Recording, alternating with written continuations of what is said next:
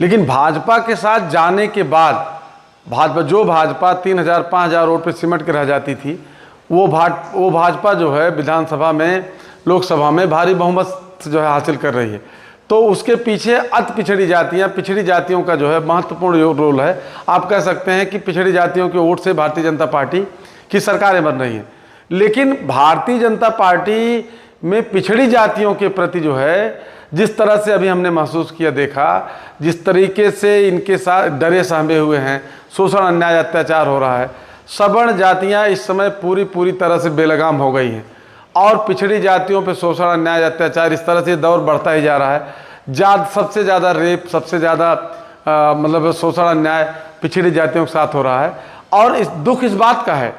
कि जिन लोगों ने भारतीय जनता पार्टी की, जिन पिछड़ी जातियों ने भारतीय जनता पार्टी की सरकार बनाई, उसी सरकार ने या उसी सरकार में जिसकी सरकार हमने बनाया, जिसकी सरकार हमारे लोगों ने बनाया, और हमारे ही लोगों का शोषण, हमारे लोगों का न्याय बढ़ जाए, सबसे ज़्यादा होने लगे, तो ये बहुत ही चिंता का विषय है। इस पे हमने अभी जब कई जगह लोगों से जब हमको जानकारी हुई, हमको पता चला, तो हमने इस पे चर्चा की कि भाई भारतीय जनता पार्टी के शासनकाल में और ये पिछड़ी जातियों के ऊपर अत्याचार बढ़ गया है, अन्याय बढ़ गया है, और ये पिछड़ी जातियों को ये कह करके, खास करके 17 पिछड़ी जातियों को कि आरक्षण दिया जाएगा। आरक्षण के लालच में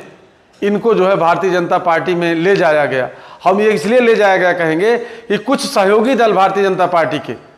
उन लोगों ने ये कह के कि आरक्षण मिलेगा भारतीय जनता पार्टी में जाने से, और ले गए। लेकिन आज जो है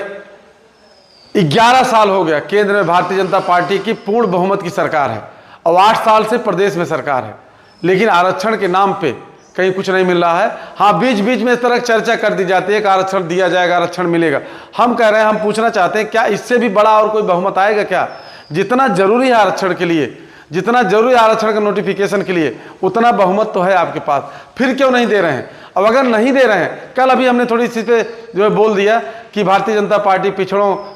के प्रति उसकी नीयत ठीक नहीं है, तो उसके बाद देख रहे हैं अंधभक्त कल से ही हमारे खिलाफ जो है कि ऐसा क्यों बोल दिए, सरकारी टीचर हैं, इन तनख्वाह लेते हैं। हम कह रहे हैं भैया तनख्वाह लेते हैं, बिल्कुल सही बात है, लेकिन हम नौकरी से बढ़ के जो है हमारा समाज है। अगर पिछड़ों के साथ अन्याय किया जा रहा है और पिछड़ों के साथ वादा खिलाफी की जा रही है, तो निश्चित रूप से हमको बोलने का जो है राइट है। और अभी बहुत सारे लोग आरोप लगा रहे हैं कि सपा के काल में भी नहीं मिला था, बसपा के काल में नहीं मिला, तो हम पूछना चाहते हैं कि भैया अगर सपा बसपा काल में नहीं मिला था, या सपा बसपा से ने आरक्षण नहीं दिया, इसीलिए नाराज होकर के आप भाजपा में आए, तो भाजपा में अगर आए, अब इतना दिन से भाजपा में बने हुए हैं, बार बार भाजपा को वोट दे रहे हैं, तो कम से कम भाजपा से पूछ तो सकते हो कि भैया ये आरक्षण हमारा कब मिलेगा। और अगर नहीं मिलने वाला है तो फिर भारतीय जनता पार्टी में रहने क्या मतलब है? अगर